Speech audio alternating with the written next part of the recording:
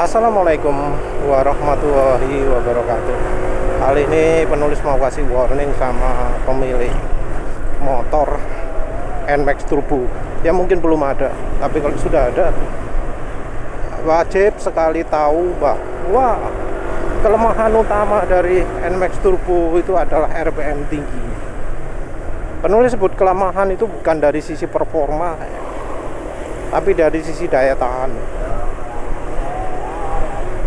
Harus diingat bahwa dengan fitur turbonya ya dalam tanda kutip, yaitu YECVT yang aktif dalam mode S ya, itu artinya motor akan bekerja di RPM tinggi terus. RPM tinggi itu artinya kerja mesin akan lebih berat. Nah, padahal untuk melindungi mesin itu butuh oli mesin, dan oli mesin itu musuh utamanya adalah RPM tinggi. Ini pengalaman dari nyoba oli banyak ya, dari lebih dari 100 oli. Itu kebanyakan oli takluknya setelah dipakai ngebut. Kalau mau dipakai kalem-kalem yo olinya awet, tapi setelah dipakai ngebut langsung sudah berubah kemampuannya. Jadi kalau ada motor yang kemudian RPM tinggi terus, nah ini bakal merusak oli. Nah, kalau olinya sudah rusak, yang berikutnya rusak adalah mesin. Ini penulis temukan di video video yang menunjukkan pemakaian saat uji coba NMAX Turbo di Sentul. Walah mak, suaranya kasar banget ya. Kasar banget.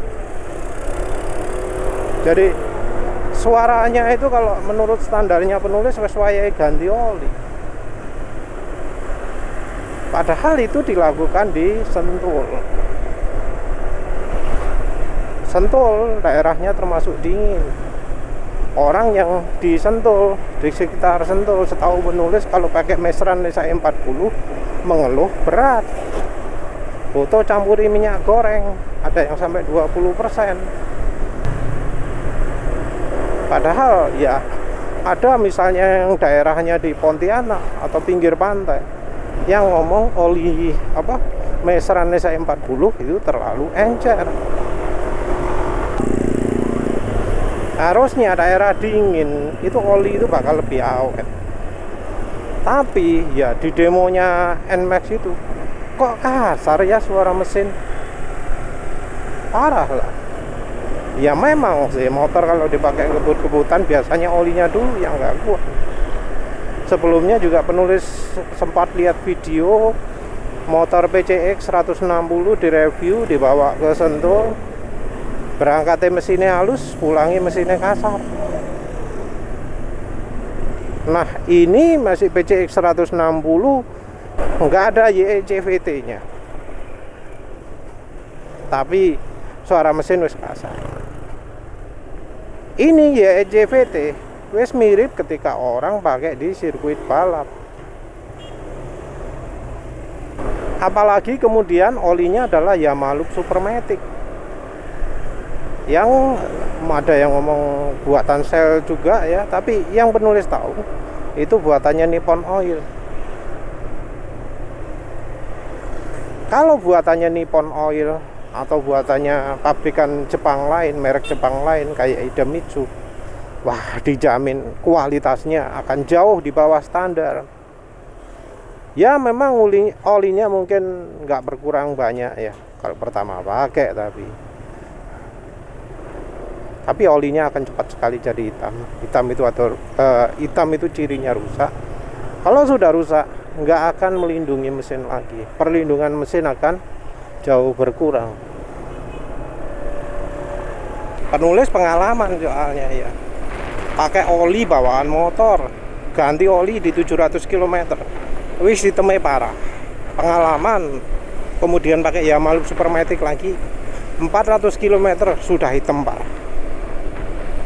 Padahal selama ini penulis ganti oli 700, 400 gak ono sing hitam, nggak ada, hijau maksimal. Artinya apa? Oli Yamaha Supermatic itu nggak layak pakai. Oli nggak layak pakai, dipakai RPM tinggi, ya dijamin rusak lah mestinya.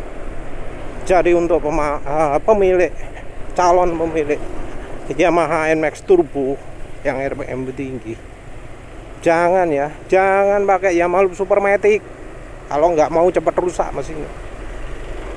Solusi murahnya ya Yamaha XP itu wis. Agak lebih bagus, yang jauh lebih bagus adalah Mestran C40. Kalau nggak yakin merek murah, Ravenol VST. Kalau nggak gitu ya jangan beli wis. Atau Yaco lah wis. Yang jelas ya, kalau RPM tinggi, oli yang dibutuhkan itu adalah oli dengan shear stability tinggi. Oli shear stability tinggi itu adalah oli yang nggak pakai viscosity index improver. Tapi sayangnya oli single grade di Indonesia itu rasanya juga masih tetap pakai viscosity index improver. Nggak tahu kenapa. Karena dipanas-panasi, dikompor-kompori sama orang-orang yang mengagung-agungkan viscosity index kali ya. Terus bahan olinya adalah bahan oli kalau bisa yang PAO. Penulis kasih rekomendasi Ravenol USVO itu karena Ravenol USVO salah satu bahannya adalah PAO. Terus kalau nggak kuat beli oli PAO, oli GTL jadi alternatifnya. Penulis rekomendasi Yaco karena Yaco sepertinya pakai oli GTL yang tanpa banyak pakai viscosity index improver. Sebenarnya sumbernya oli GTL itu adalah Shell, tapi penulis sudah pernah pakai oli Shell yang ultra, itu mengecewakan karena ya cepat jadi encer ya olinya ya, nggak stabil kekentalannya.